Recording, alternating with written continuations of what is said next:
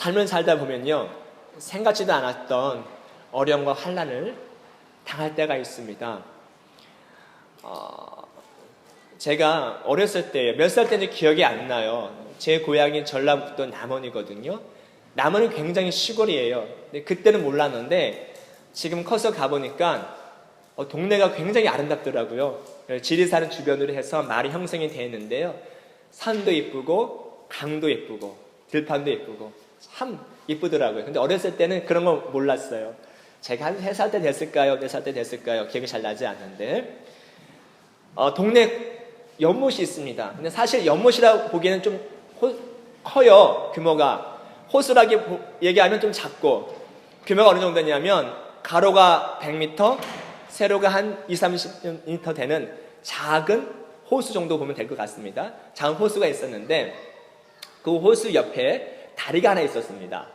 제가 그 다리를 건널 때에 어떤 일이 있었냐면 하얀 염소가 묶여있는 줄 알았어요. 다리에 하얀 염소가 묶여있는 줄 알았는데 끈이 이렇게 목에 걸려 있었거든요. 그래서 저는 염소에게 인사를 했죠. 염소 안녕? 이렇게 인사하고 다리를 건너고 있는데 다리를 거의 다 건너 때쯤 됐을 때 뭐가 뒤에서 두두둑 두두둑 두두둑 소리가 나요. 이게 뭔 소리인가? 딱 뒤를 보는 순간 염소가 제가 인사할 때 기분이 나빴는지 막 달려든 제 가슴을 퉁 치더라고요. 뿔에 가슴이 치여서 공중을 붕 떴습니다. 그리고 땅바닥에 퉁 떨어졌어요. 그때 굉장했죠. 그리고 어렸을 때니까 이렇게 정신 없고 이렇게 막 이렇게 몸을 추스르고 있을 때 이 염소가 또 한 번 달려오더니 제 가슴을 또 쳤어요. 두 번째 붕 공중으로 날아서 또 떨어졌습니다.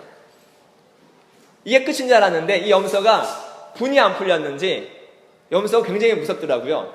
또 막 달려오더니 제 가슴을 툭 치는 거예요. 그리고 나서 제가 한 번 더 공중에 붕 떠서 떨어졌습니다. 3번째죠. 이 3번째 될 때는 문제가 생겼는데 어떤 문제냐면 제가 호수 안으로 떼굴떼굴 굴렀어요. 순간 어렸을 때 이러다 죽겠다 싶어서 뭘 하나 딱 잡았는데 풀을 잡았어요.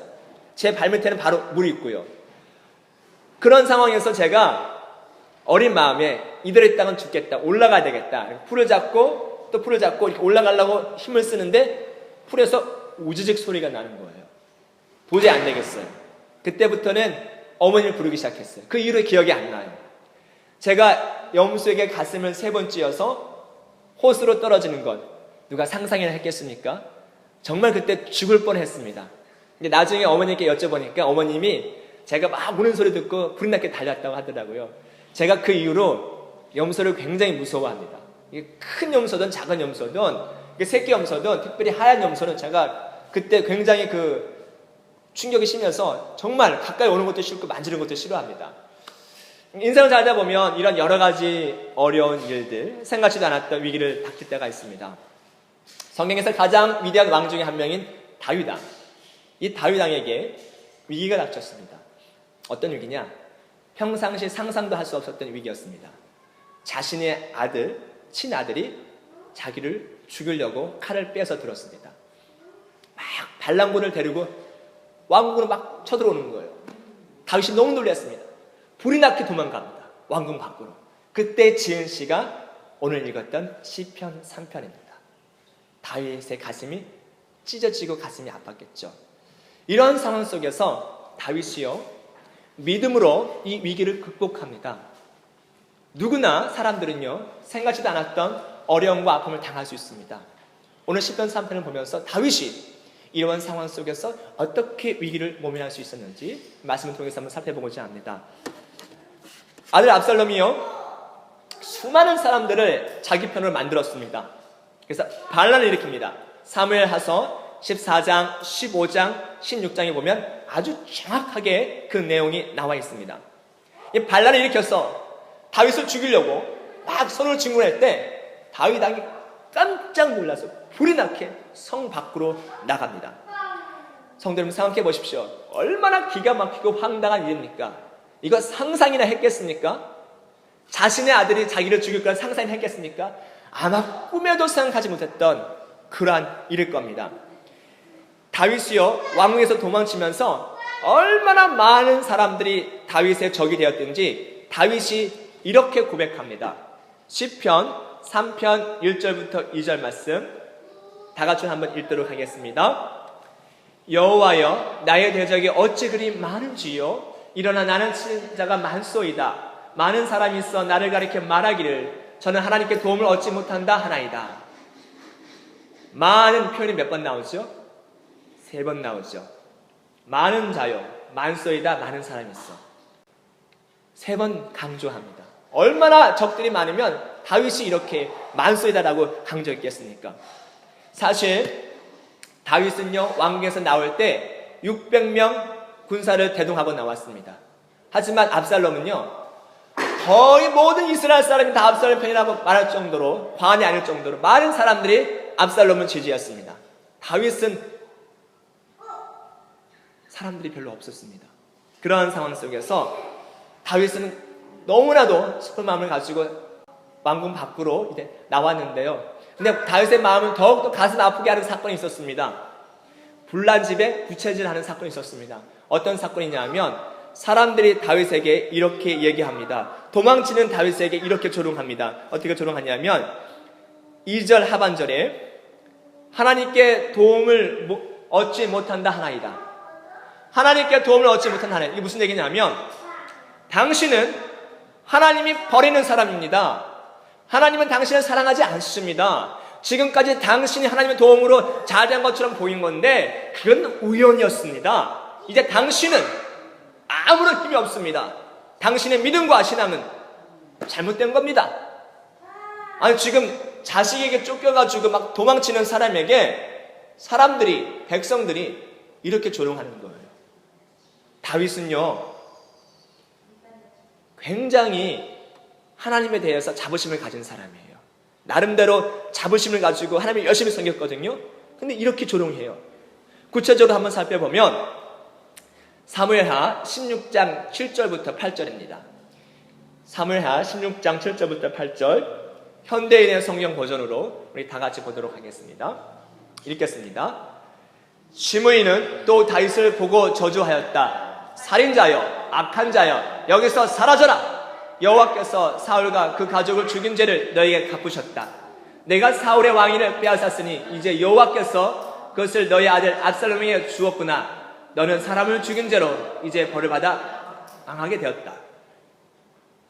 여호와께 몇 번 나옵니까? 2번 나오죠.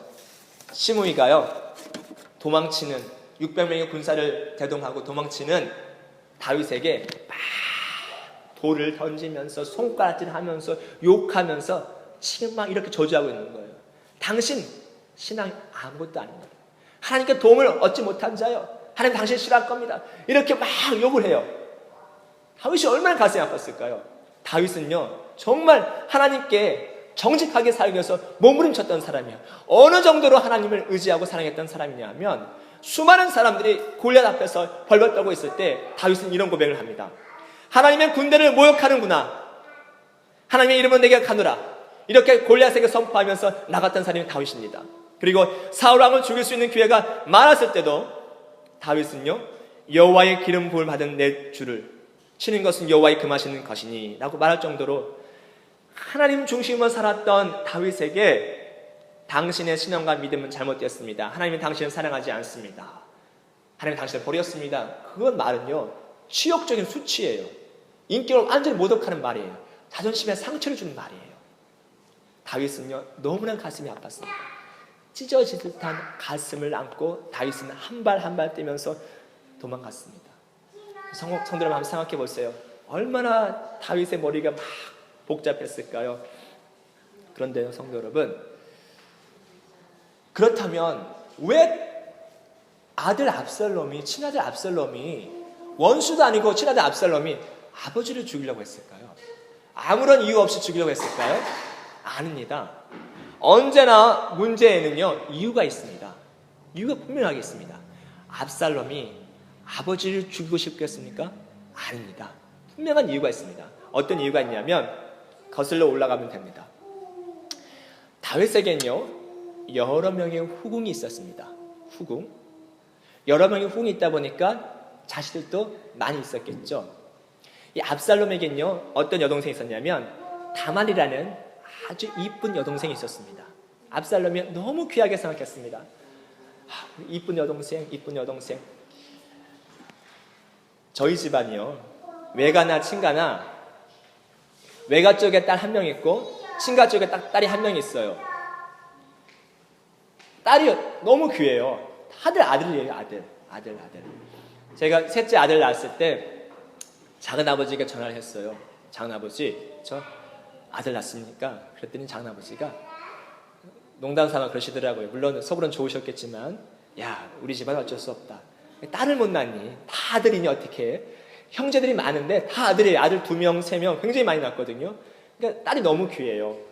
그래서 저는 이렇게 물론 아들도 사랑하지만 딸을 보면 너무 부러워요. 너무 이쁘고 사랑스럽고 둘째가 딸이었으면 기도했고 셋째가 딸이었으면 기도했는데 하나님 응답해 주지 않으시네요. 너무 부럽습니다. 딸을 가지신 분들에게. 압살롬도요 아마 그랬나 봐요. 여동생이 너무 이뻤나 봐요. 너무 사랑스러웠고 너무 이뻤습니다. 너무 아꼈습니다. 그런데 그 다말을 좋아하던 오빠가 있었습니다. 정확히 말하면 엄밀하게 말하면 후궁의 자녀인 이복 형제라고 그러죠. 아빠는 같지만 엄마가 다른 형제. 이복 형제인 암논이 다말을 좋아했습니다. 평상시 너무 좋아했어요. 너무 사랑했어요. 짝사랑했어요. 그러다가 기회를 엿보다가 강제로 다말을 추행했습니다. 추행한 후에 암논이 다말에게 나는 네가 갑자기 싫어졌어. 내 집에서 떠나. 난 너 같은 사랑을 얻고 싶지 않아. 이렇게 모욕적인 말을 주면서 집에서 쫓아냈어요. 생각해 보세요. 다말은 큰 충격을 받았습니다. 그리고 집에 돌아갔습니다. 평상시 그렇게 귀하게 생각하던 여동생 다말이 압살롬은요 견딜 수가 없었습니다. 압살롬은요 막 가슴에서 끌어오는 그 마음을 주체할 수가 없었습니다. 만약 성도님들이 다윗이라면 어떻게 하시겠습니까?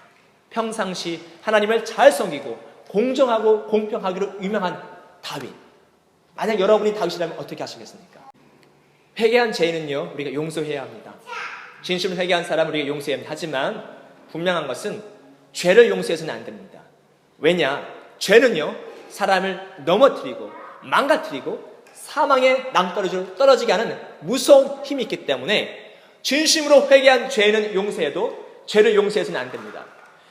만약에 다윗이 정말로 압살롬을 사랑했고 다 자식이지만 가족을 정말 진심으로 사랑했더라면 분명하게 암논에 대해서 죄에 대해서 징계를 해야 했습니다. 죄의 책임을 지고 증거라고 그리고 문책했어야 합니다. 그런데요 다윗이요 아무런 제스처를 취하지 않습니다. 그냥 우유부단하게 넘어갑니다. 시간이 지나면 괜찮아지겠지. 시간이 지나면 다 괜찮아질 거야. 그렇게 생각하고 우유부단하게 넘어가 버렸습니다. 이러한 모습을 본 압살롬이요 더 화가 나는 겁니다. 어떻게 아버지가 저렇게 할 수 있나? 어떻게 아버지가 저렇게 할 수 있나?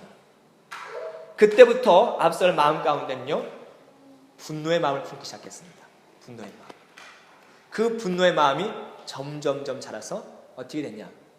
살인자가 됐습니다. 암논을 죽였습니다. 그리고 그 분노의 마음을 주체할 수 없어서 아버지까지 죽이려고 반란을 일으켰습니다.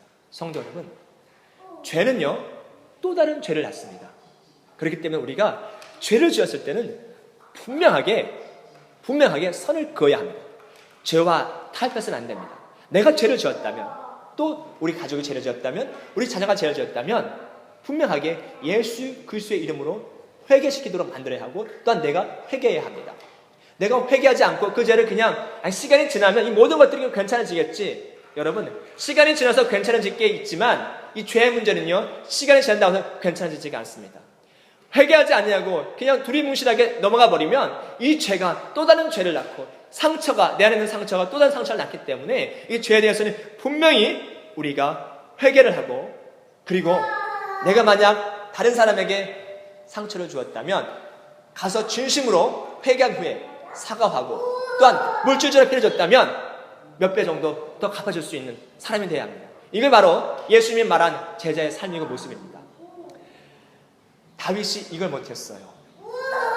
우유부단하게 그냥 두리뭉실하게 넘어가 버렸어요.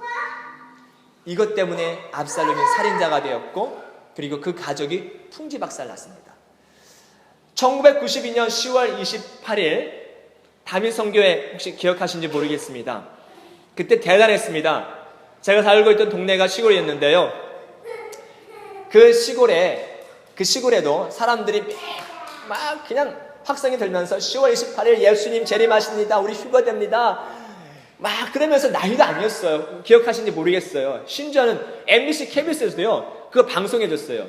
제가 어떻게 기억하냐면 92년 10월 28일 11시부터 공중파 방송에서 TV를 방송해줬거든요. 카메라로 이렇게 찍었어요. 제가 봤어요. 11시 59분 50초. 아나운서가 카운트 하더라고요. 51, 52, 53, 54, 55, 56, 57, 58, 59, 땡! 근데요. 순간적으로 이 사람들이 휴가 되는 줄 알았어요. 왜냐하면 붕 떴거든요. 그래서 우와! 아나운서가 놀랐거든요. 우와! 근데 그것도 잠시 다시 뚱 떨어졌어요. 본인들이 이렇게 뛴 거예요. 이렇게 점프한 거예요. 휴가가 아니라. 그 사건 이후로 사회가 완전히 그냥 기독교에 대한 인식이 추락했습니다. 비공식 통계에 의하면요. 그 사건 이후로 기독교 인구가 한 200만에서 250만 정도가 천주교로 넘어갔다고 합니다. 천주교는 이 사건 이후로 굉장히 부흥했고요. 기독교는 부흥이 갑자기 정체되기 시작합니다. 신뢰도가 뚝 떨어졌습니다. 다윗 선교회 그 대표가 감옥에서 인터뷰를 했습니다. 근데 추록할 때나 감옥 때가 잘 기억이 안 나는데요. 그 인터뷰 기사를 봤는데요. 뭐라고 인터뷰했냐면 자기가 진심으로 회개했대요. 회개했고 이제 진실한 목사가 되겠대요. 그러면서 또 기자가 얘기했어요. 그러면 당신이 강제적으로 거둔 그 재산을 다시 나눠주겠습니까? 돌려주겠습니까? 그랬더니 그건 아니래요. 그건 어쩔 수가 없대요. 제가 그 얘기를 듣고 정말 코에 검은 코골이, 귀에 검은 귀걸이, 예수님의 이름을 가지고 너무 장난친다. 화가 나더라고요, 나중에요. 여러분, 우리가 누군가가 상처를 받았다면, 죄 때문에 아픔을 겪었다면 그 문제를 분명하게 회개하고 또 해결하고 넘어가야 됩니다. 안 그러면 나중에 더 큰 상처를 낳게 되어 있습니다. 다윗이요, 이제 큰 아픔을 겪고 있잖아요. 아들에게 쫓겨서 막 도망가고 있을 때에 그 위기를 넘깁니다. 어쨌거나 이제 위기가 닥쳤어요. 위기를 넘겨야 되잖아요. 세월을 돌이킬 수는 없잖아요. 이 사건이 벌어졌기 때문에, 물론 엎질렀기 때문에. 근데 다윗이 이 위기를 어떻게 극복하냐? 그래도 다윗이 위대한 이유가 뭐냐 하면요. 7절 말씀 보겠습니다. 7절 말씀. 우리 본문 7절 말씀입니다. 다 같이 7절 말씀 읽도록 하겠습니다. 여호와여 일어나소서, 나의 하나님이여 나를 구원하소서. 주께서 나의 모든 원수의 뺨을 치시며 악인의 일을 꺾으셨나이다. 보십시오. 나를 구원하소서. 이거는요 현재형입니다. 하나님, 나 지금 이렇게 자식에게 쫓겨서 죽게 생겼습니다. 나를 구원해 주십시오. 도와주십시오. 그 얘기입니다. 그런데요, 이를 꺾으셨나이다. 이 말은 어떤 말이냐면 과거형입니다. 과거형. 하나님의 나의 원수를 물리쳐 주셨습니다. 그 얘기입니다. 한 문장 안에 현재형하고 과거형이 동시에 기록되어 있습니다. 이게 무슨 말이냐 하면 다윗이요, 과거 나를 도와주셨던 하나님이 지금도 도와주실 겁니다 라는 확신에 찬 말입니다. 과거 하나님이 나를 도와줬던 하나님이 지금 내가 처한 어려움에서 나를 구원해 줄 겁니다. 확신에 찬 고백을 지금 다윗은 시편 3편 7절에서 하고 있는 겁니다. 다윗은요, 늘 하나님에 대해서 변함없이 사랑했고 하나님이 나를 변함없이 사랑할 것이라는 확신이 그 마음 가운데 있었습니다. 만약에 이 확신이 없었다면 이러한 고백을 할 수 없었을 겁니다. 이게 다윗은요, 하나님은 나를 끝까지 책임져 주실 거야, 나와 끝까지 함께 하실 거야 라는 확신이 있었습니다. 그러면서요, 다윗이 어떤 고백을 하냐면 3절에 보면요, 여호와여 주는 나의 방패시요 나의 영광이시며 나의 머리를 드시는 분이십니다. 이 말이 나오는데 저희가 갖고 있는 개역 성경에는 이 단어가 없습니다. 히브리 원어에는 3절 맨 앞에 어떤 단어가 들어가냐면 그러나라는 단어가 들어갑니다. 그러나. 3절 맨 앞에다 그러나 한번 넣어보십시오. 그러나.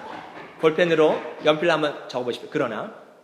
이 그러나를 넣으신 다음에 다시 한번 3절 말씀을 1절부터 시작해서 3절까지 읽도록 하겠습니다.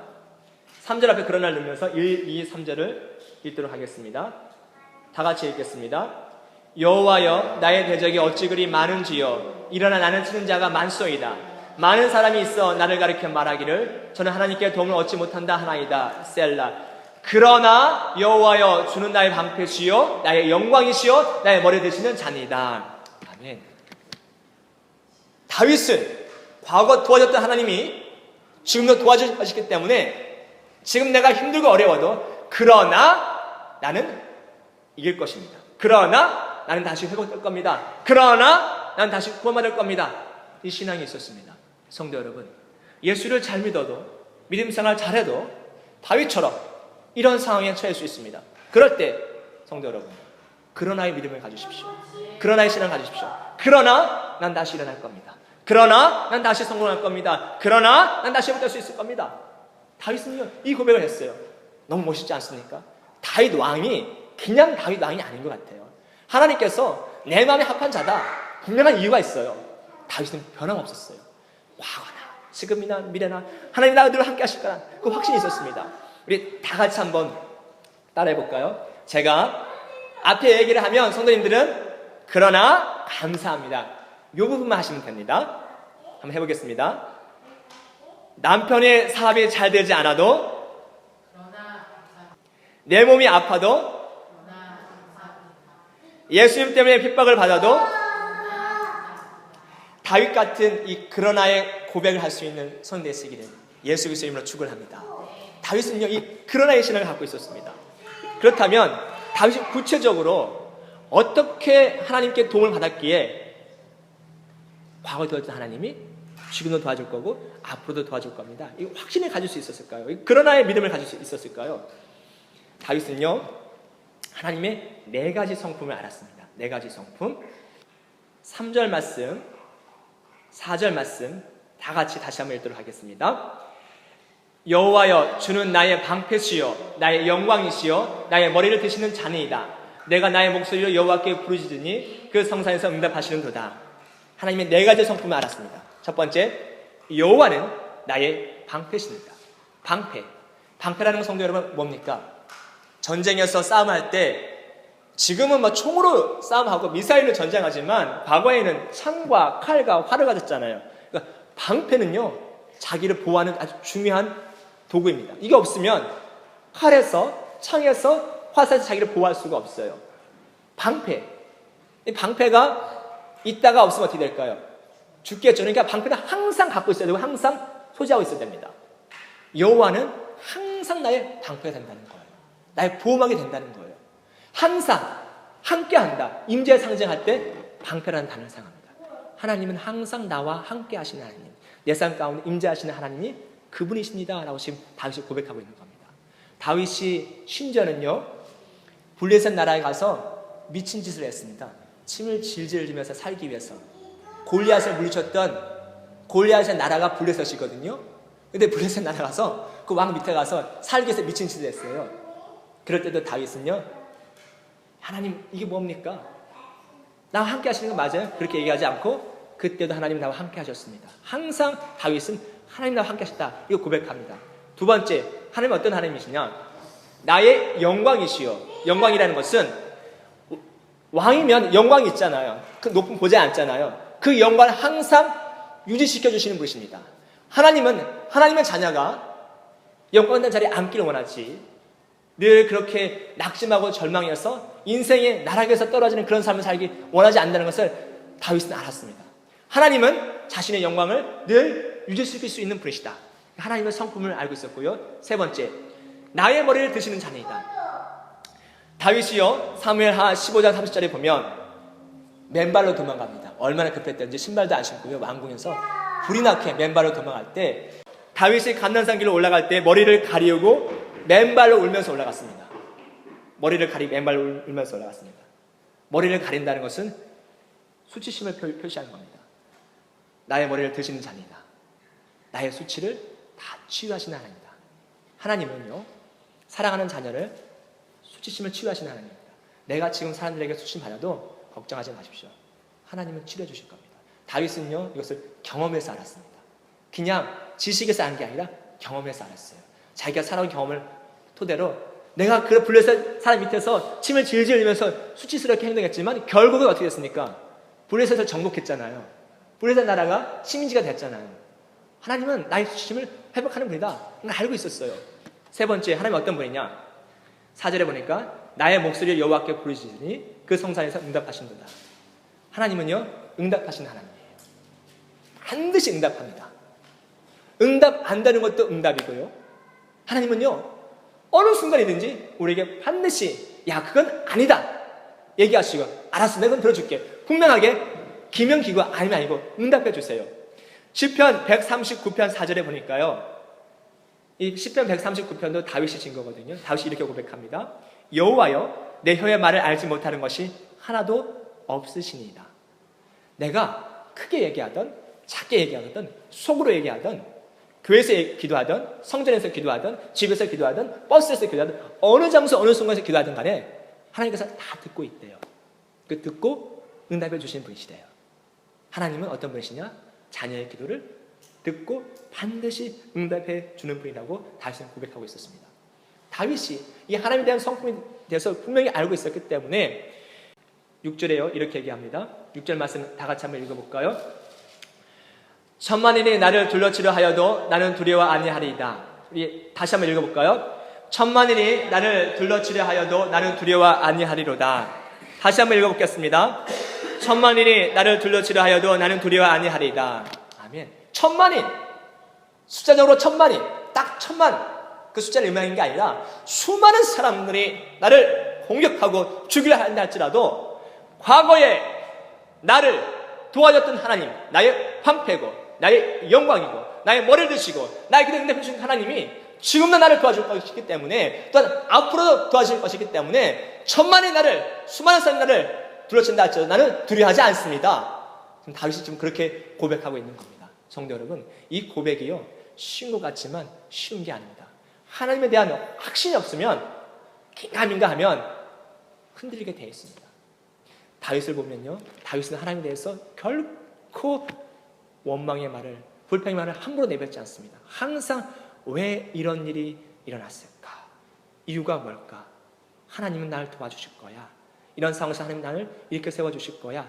항상 그런 생각을 가지면서 신앙생활을 했던 사람이 바로 다윗입니다. 그러므로 성도 여러분, 하나님은요, 우리를 너무나 사랑하시는 분입니다. 어느 정도 사랑하시냐면 독생자 아들 예수 그리스도를 우리를 위해서, 저와 성도님을 위해서 이 땅에 보내주신 분이십니다. 모든 것을 다 주신 분이십니다. 그분께서 성도님에게 모든 것을 다 안 주시겠습니까?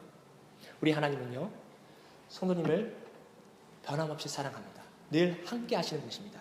성도님의 방패가 되시고요, 성도님을 영광된 자리에 앉게 만드시는 분이십니다. 그리고 성도님의 수치심을 치유하시는 분이시고요, 성도님이 기도할 때 반드시 응답해 주는 분이십니다. 너무나도 좋으신 분이 바로 우리가 믿는 하나님이십니다. 그러므로 다윗처럼 흔들림 없이 다윗 같은 신앙과 믿음을 가지고 어떤 어려움과 환난 속에서도 늘 승리하며 주만 바라보며 하나님만을 의지하며 승리하고 그 위기를 극복하는 손 되시기를 예수 그리스도의 이름으로 간절히 축원합니다.